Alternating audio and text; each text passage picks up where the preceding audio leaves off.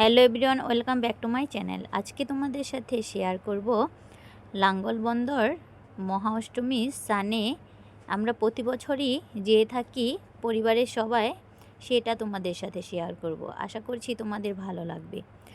আর এই লাঙ্গলবন্দর স্নানে কিন্তু মেলা হয় আর প্রচুর লোকজন হয়, আর সবাই মহাতীর্থ স্নানে সবাই যায়।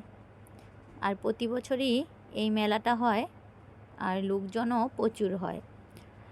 আর সবাই এই তীর্থস্থানে যে কিন্তু স্নান করে তারপর মন্দিরে বুক টুক দিয়ে সিঁদুর আর আলতা কিনে তারপর মেলাতেও ঘুরে বেড়ায়। আর ঠাকুরের পায়ে চাল ডাল দিয়ে তারপর এই স্নানটা সম্পূর্ণ হয়।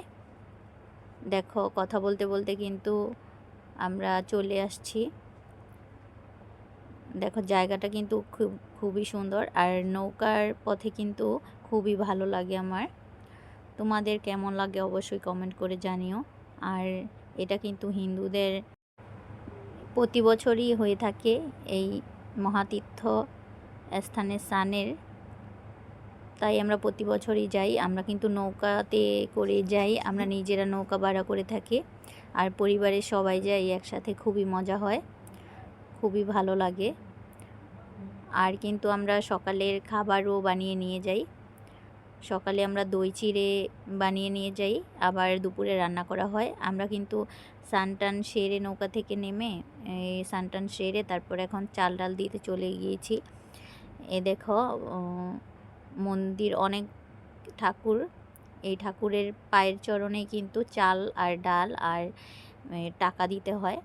আমরা প্রতি বছরই যাই, তারপর এই চাল ডাল দিয়ে এসে তারপর দই চিড়া খেতে হয়। আমি যতটুকু ভিডিও করতে পেরেছি ততটুকুই দিয়েছি। আর সবাই একসাথে গেলে কিন্তু সময়ও পাওয়া যায় না, আর এত প্রচুর গরম পড়েছে কি বলবো তোমাদের, তাই বেশি একটা ভিডিও করতে পারিনি। যতটুকু পেরেছি ততটুকুই তোমাদের সাথে শেয়ার করলাম। আর ভিডিওটি কেমন লাগলো অবশ্যই কিন্তু কমেন্ট করে জানিও। আর এখানে কিন্তু প্রচুর বড় মেলা হয়, মেলাতে অনেক কিছুই পাওয়া যায়, দই হতে খাবার হতে মনে করো জিনিসপত্র সবই পাওয়া যায়।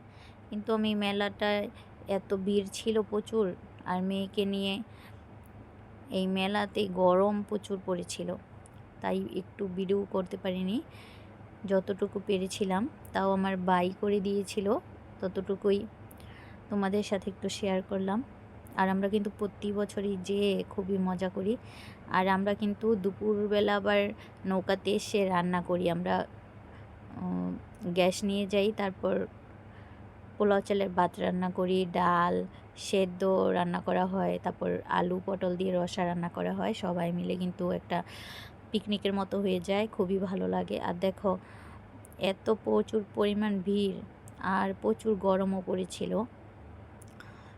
আমাদের, একদম ঘেমে তো কী অবস্থা কি বলবো। আর প্রচুর ভিড় ছিল, দেখো লোকজনের এত ভিড়, আর লোকজনের ভিড়ে আরও বেশি গরম লেগেছিল। এই দেখো, তোমাদের সাথে একটু শেয়ার করলাম, প্রচুর ভিড় ছিল।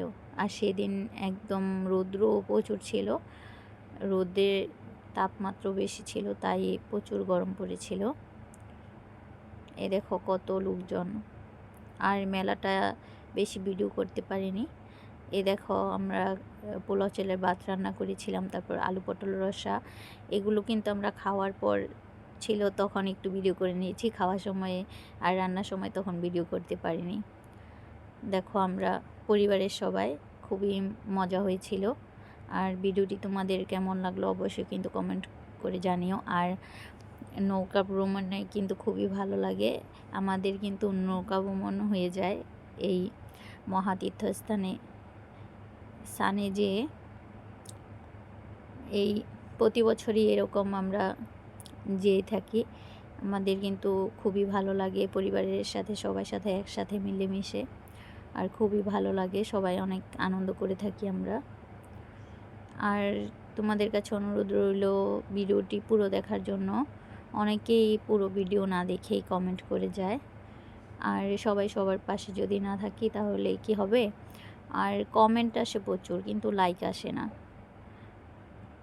তোমাদের প্লিজ একটু যদি ভালো লাগে একটা লাইক দিও প্লিজ।